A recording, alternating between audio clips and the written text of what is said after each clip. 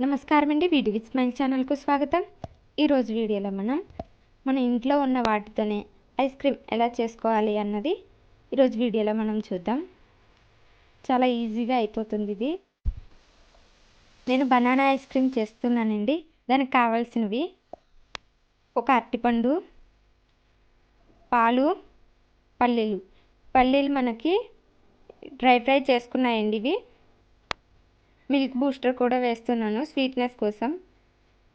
మనకి కావాలంటే మనకి ఇంకా టేస్టీగా కావాలి అనుకుంటే మనం చక్కెరకేళి అయితే మనకి ఇంకా టేస్టీగా వస్తుంది.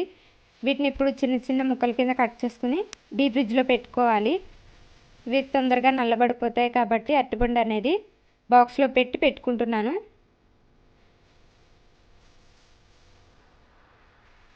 చూడండి, ఇప్పుడు వీటిని మిక్సీ పట్టుకోవాలి. మరీ గట్టిగా అయిపోతే మనకి మిక్సీ జార్లో బ్లేడ్లు అవి ఇరిగిపోయే ఛాన్సెస్ ఉంటాయి. ఇందులో ఇప్పుడు కొద్దిగా షుగర్ కూడా యాడ్ చేసుకోవాలి. మనం తినే స్వీట్ని బట్టి వేసుకోవాలండి. నేను ఒక స్పూన్ వేసుకుని కొంచెం వేసుకుంటున్నాను. ఇప్పుడు ఇందులో కొన్ని పల్లీలు, ఇవి గేదె పాలండి. గేదె పాలు పైన క్రీమ్ వస్తుంది కదా, వెన్న, ఆ క్రీమ్ అనేది వేసుకుంటున్నాను నేను. క్రీము, ఒక స్పూన్ పాలు,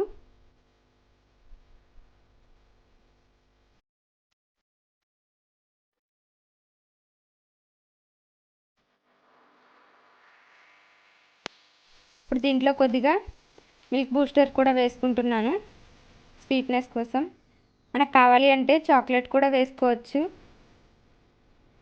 ఇప్పుడు వీటిని మిక్సీ పట్టుకోవాలి మెత్తగా. దీన్ని మిక్సీ చేసుకున్న తర్వాత డీప్ ఫ్రిడ్జ్లో మళ్ళీ ఒక 3 అవర్స్ పెట్టుకోవాలి.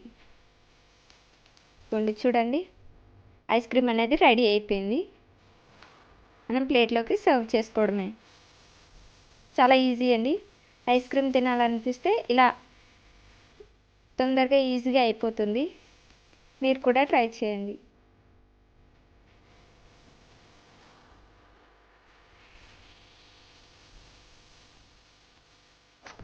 చూసారు కదండి, చాలా ఈజీగా అయిపోయింది.